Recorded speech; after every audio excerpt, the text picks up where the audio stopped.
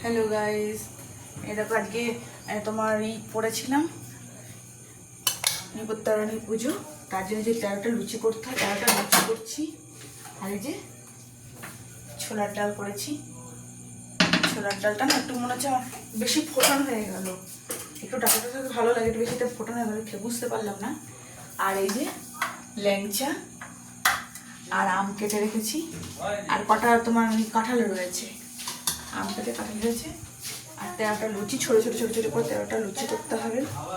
তেলটা ভালো গরম হয়নি, এটাতে একটা লুচি করেছি তোমার এই যে ফুটো ফুটো লুচিগুলো তো খাসতে হবে ভালো করে, তেল তেল দিয়ে ময়ম করে লুচিটা করেছি।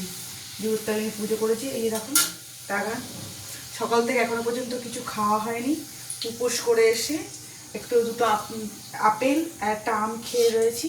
এখন লুচি ভাজবো, ছোলার ডাল লুচি আম আর ল্যাংচা দিয়ে এখন আমাদের রাত্রে খাওয়াটা হবে। ভিডিওটা ভালো লাগলে লাইক কমেন্ট শেয়ার করো। বাই বন্ধুরা, তোমরা কে কে বিপত্তারিণী পুজো করেছো কমেন্টে জানিও। বাই।